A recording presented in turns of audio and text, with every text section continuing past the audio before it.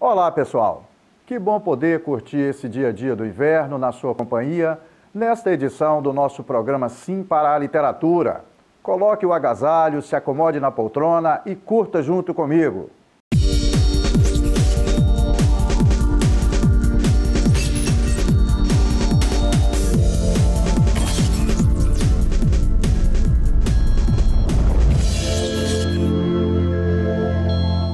No nosso programa Sim para a Literatura, entre outras informações, temos as colunas Dica de Leitura e Dica de Livro.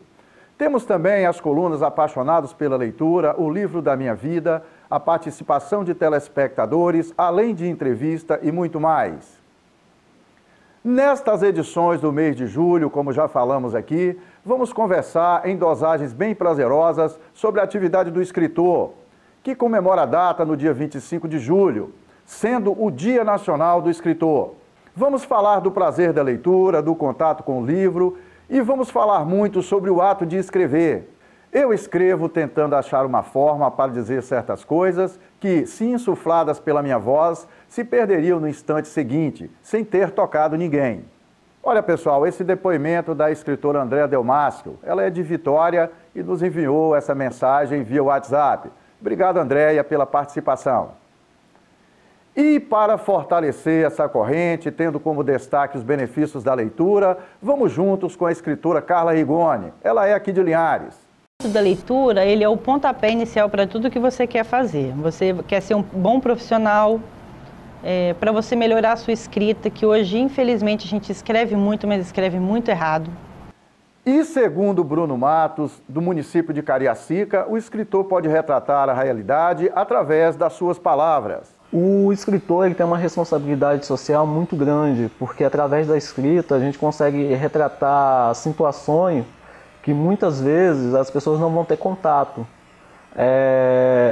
E isso acaba gerando empatia. Eu acho que a literatura ela gera uma certa empatia ao se deparar com algumas situações. Então o escritor tem esse papel social de estar retratando realidades, situações, até mesmo a ficção.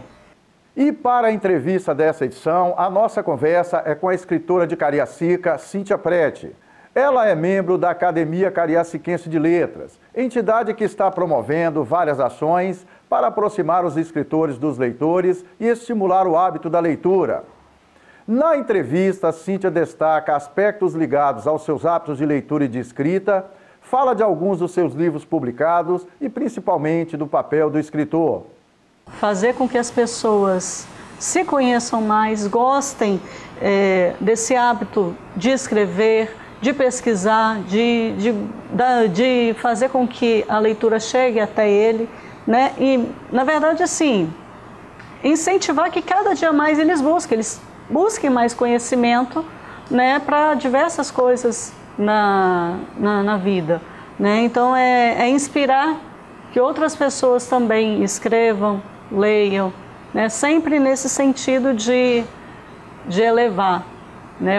Como pessoa e se tornar uma pessoa melhor e, de repente, fazer com que essa leitura faça parte da vida dele. Existe uma linha tênue entre o sentimento e a palavra. O bom dizedor de sentimentos faz com que ela inexista. Escrevo porque eu sou um dizedor de sentimentos e dizer sentimentos através da poesia me alimenta e me mantém vivo.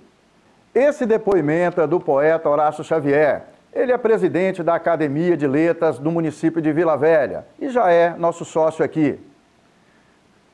E é dizendo sentimentos na companhia de Horácio Xavier que finalizamos a primeira parte desta edição do nosso programa Sim para a Literatura. Daqui a pouco a gente volta.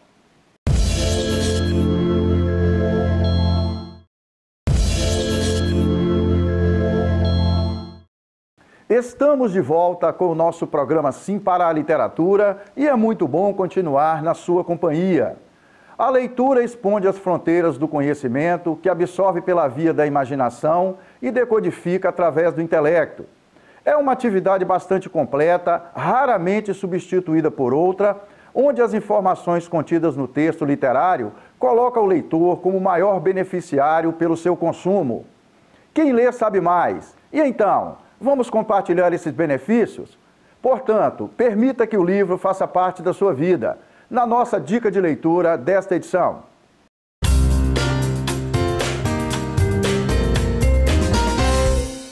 Olá, meu nome é Camila e nesse vídeo eu vim trazer uma dificuldade que muita gente tem, que é inserir a leitura como hábito em suas vidas. Muita gente até tem a vontade de ler, compra 1 milhão de livros, mas fica lá pegando poeira na estante. E existem algumas coisas que a gente pode incluir no nosso dia a dia que são muito fáceis e que vão ajudar a melhorar e inserir realmente esse hábito na nossa vida. A primeira delas é encarar a leitura como se fosse um exercício mesmo, tipo academia. Você não vai para academia e chega lá no primeiro dia levantando 50 quilos. Você vai lá, primeiro levanta 5, depois uma semana depois você levanta 10, depois 15, assim por diante. A leitura é a mesma coisa. Primeiro você foca no seu parágrafo, depois 2, depois 3. Daqui a pouco você vai estar lendo 30 páginas frenético, querendo mais, super empolgado. A segunda dica é procurar realmente um ambiente apropriado. O que significa isso? Se você tem dificuldade em focar na leitura, vai para um ambiente calmo, tranquilo, que não fique muita gente passando. E, por outro lado, se você tiver sono e pegar o primeiro parágrafo e já cair de cara no livro, vai num ambiente mais cheio de gente passando, um shopping, um parque, alguma coisa nesse sentido. A terceira é você criar uma agenda semanal. O que significa isso? Às vezes num dia, 24 horas, a gente tem um monte de coisa para fazer, não sobra tempo para ler. Leitura realmente não é a prioridade que você tem no seu dia. Mas se você encarar a semana como se você tivesse algumas tarefas para fazer ao longo dos dias, fica muito mais fácil. Você pode colocar, por exemplo, a leitura na terça-feira, como se fosse uma aula de forró. Ao invés de ir para o forró, você vai lá pegar o seu livro e ler. Ou no domingo, que é um dia mais tranquilo, e aí você tem aquele tempo separado lá, que é sagrado para sua leitura. Bem, espero que você coloque essas dicas em prática e seja útil. E como estamos comemorando o mês do escritor, eu trago para vocês algumas informações sobre o livro Upiana, que foi recentemente lançado pela nossa belíssima escritora Bernadette Lira, na nossa coluna Dica de Livro desta edição.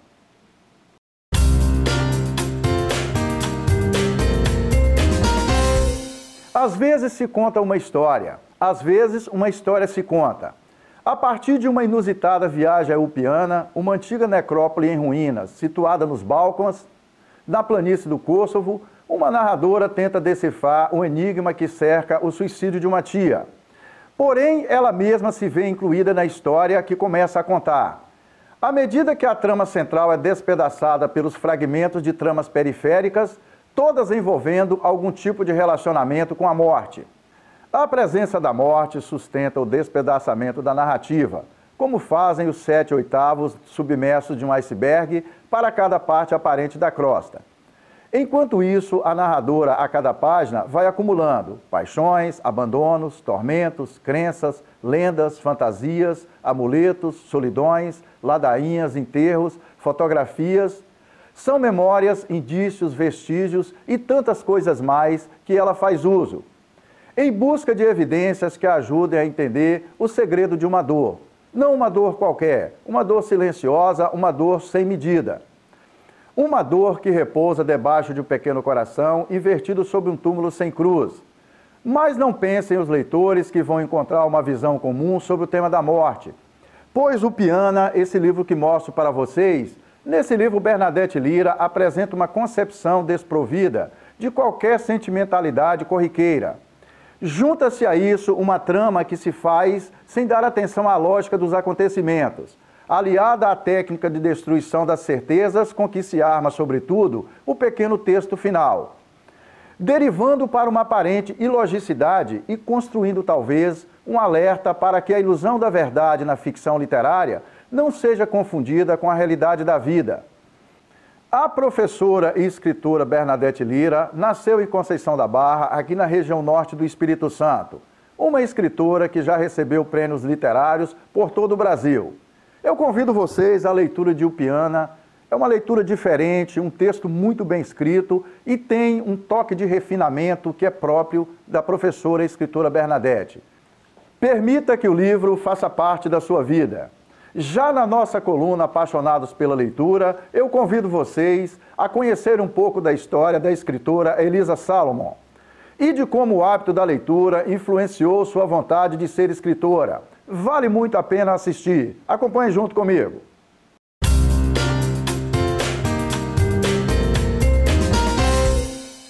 A minha mãe era professora universitária, né, da área de letras. Então, lá em casa sempre teve muito livro, porque minha mãe sempre leu muito. E a partir, então, dessa história que eu fiquei muito admirada e muito espantada, porque eu achava que ninguém tinha me falado como era bom ler. E aí foi um livro atrás do outro. E minha mãe sempre se preocupou em dar literatura, né, fornecer livro para mim e para o meu irmão. E a sorte estava lançada. De incentivo em incentivo, nasceu uma escritora. E aí, um belo dia, como eu te disse, por acaso, eu nem sei explicar como é que foi. Eu acordei no meio da noite, meu marido dormindo. Eu acordei, Roberto, acorda. E ele, o que foi? Eu falei, eu vou escrever um livro. Ele, ok. Aí ele virou pro lado e dormiu. E, de fato, no dia seguinte eu comecei a escrever. Em 3 meses eu estava com o primeiro romance publicado. Depois eu escrevi outro e outro e outro. Foram, nesse período que a gente esteve nos Estados Unidos, acho que foram 5 ou 6. Hoje já são 4 livros publicados, ganhou 2 concursos e o nome dela está estampado entre os principais autores brasileiros. Se lançar sem medo e conquistar o mundo sem precisar sair do lugar, nada além de palavras. E você viaja, né? Você viaja. Acho que foi isso que quando eu era pequenininha, quando eu li meu primeiro livro aos 8 anos, que era um livro de aventura, que foi minha surpresa, meu espanto e meu, sabe, a magia daquilo ali, meu Deus, nunca ninguém me falou que eu podia viajar assim. Então é isso.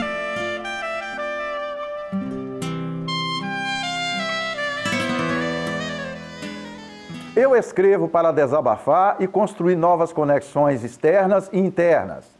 Esse depoimento é da escritora linharense Geisa Galvão. Geisa tem uma trajetória muito bacana, com alguns livros já publicados, e nesse mês de julho estará lançando mais um livro, no dia 27 desse mês, aqui em Linhares. Obrigado, Geisa.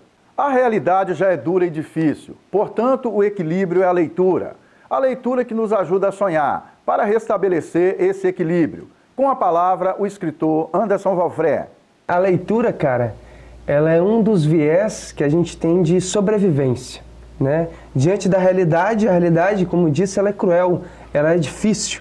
E a leitura, a arte em si, ela possibilita a resistência, a gente vê outras perspectivas além daquela que a gente está olhando no nosso dia a dia. Então, a leitura, independente do lugar, ela tem que dar prazer para a pessoa. Né? A criança, muitas das vezes na escola, ela é obrigada a ler ou a escrever de certo modo, formal, num formato X, e aquilo acaba criando uma barreira para a criança. Não, a leitura em si, ela tem que propiciar sonhar. A gente tem que sonhar na hora que a gente está lendo, porque se não for para sonhar, não adianta. Entendeu? A leitura, ela tem que dar essa possibilidade de sonho, de prazer, porque ela não tem o dever de dar coisas... respostas. Não tem que dar respostas, certezas, lógicas, não. Ela tem que dar sonho, porque o resto já está na realidade. E é nas trilhas dessa caminhada com Anderson Valfré que finalizamos a segunda parte desta edição do nosso programa Sim para a Literatura. Daqui a pouco a gente volta.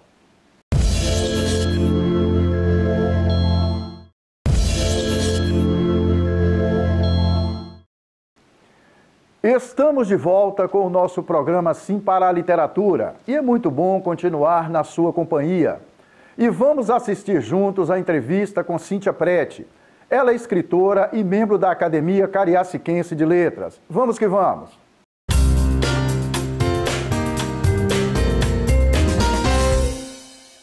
Cíntia é escritora, uma pessoa que acredita muito no movimento literário que acontece no Espírito Santo. E, entre outras academias, ela é membro da Academia Cariaciquense de Letras. Cíntia, seja bem-vinda ao programa Sim para a Literatura. É um luxo ter você aqui com a gente. Obrigada. Tá bom? Muito obrigada pelo convite de poder participar, né, e deixar um pouquinho do nosso trabalho. Eu vou inverter um pouco a ordem das perguntas que normalmente eu faço aqui. Qual a importância da leitura para o seu hábito de escritora? Por que para o escritor é importante o escritor ter um hábito de leitura, de bons livros, de forma continuada? E como isso reflete na escrita? Sim. É automático, que quanto mais você escreve, você lê, você conquista mais vocabulário, você aprende mais. E no meu caso, como eu sou muito da área técnica, trabalho muito com turismo, cultura, eu acabo utilizando também esses livros para fazer também as minhas pesquisas para a escrita. Né? E eu gosto também de leituras que me evoluem como pessoa, que engrandece, que a gente se torna cada dia uma pessoa melhor. Então, gosto desse tipo de leitura também. Isso O hábito da leitura, Cíntia, ele nos torna pessoas mais humanas? Com certeza. Ele fortalece a nossa sensibilidade como ser humano? Fortalece a nossa... É disso que você estava falando? Exatamente. E como é que essa leitura tem refletido nessa questão sua no dia a dia, no relacionamento com as pessoas? No relacionamento com as pessoas, na escrita com os poemas, nas ações, né, tanto humanitárias quanto de fortalecimento da cultura, da diversidade, né, de levar o poder da escrita, né, para as escolas, a partir da valorização da leitura. Né, isso é fundamental. Você já pegou a vida de um personagem que tem a sua história contada no livro para referência pessoal sua? Já aconteceu isso? Tem livros que a gente lê que o personagem sofre muito, né? Sim. Eu, por exemplo, eu tenho um livro que eu já reli esse livro dezenas de vezes, que chama Vidas Secas, do Graciliano Ramos. Uhum. E tem um personagem chamado Fabiano, que para mim ele é uma figuraça, né? Mas é uma figura que demonstra como o ser humano pode sofrer tanto e insistir em viver. Então isso sempre se viu como, entre tantos outros personagens, né, com os quais eu já convivi e convivo, eu gosto muito de literatura, e eu falo assim, é possível viver na miséria e continuar vivendo e acreditar numa possibilidade. Então esse personagem é uma referência forte para mim, né, como ser humano. Porque quando eu encontro uma pessoa que está passando por dificuldade, eu já tenho essa referência.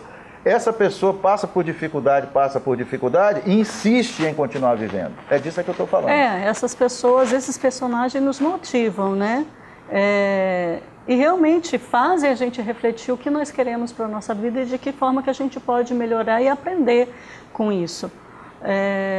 E eu gosto bastante desse tipo de leitura, eu gosto muito dos livros de Augusto Cury. Teve um que eu gostei muito que fala de empreendedorismo, de como que a gente não pode ser a mesma pessoa, não pode simplesmente seguir tudo que as pessoas fazem, né? Que a gente precisa fazer diferente, sair daquele óbvio, que se chama, né? Lugar comum, né? Isso, do lugar comum.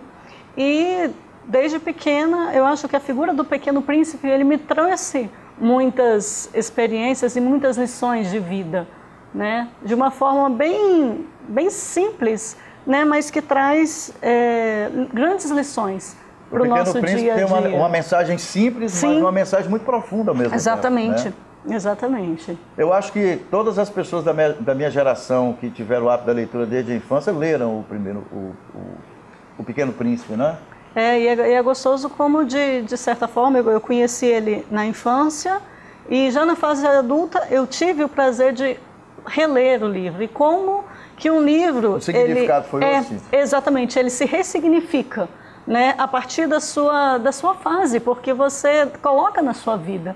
Então a leitura tem essa mágica, né, de você colocar na sua realidade, e muitas vezes a sua realidade muda, então ela se ressignifica a cada leitura.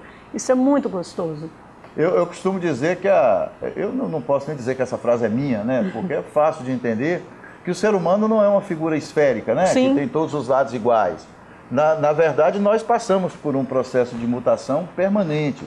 Por mais que a gente tenha que se segurar em valores morais e tal, mas a gente está muito à deriva, na verdade. Cada vez mais à deriva, né? As mudanças que estão acontecendo na tecnologia e que batem a nossa porta o tempo inteiro, está mexendo com todo mundo. Você consegue se segurar no hábito da leitura, assim como uma forma de se proteger um pouco dessa correria que está acontecendo aí? Desse estresse todo? A leitura te ajuda a se proteger um pouco? Sim, me ajuda sim. Eu acredito que eu passei por uma fase de que a gente, quando começa a estudar, fazer faculdade, a gente começa a se ater muito a livros técnicos, né?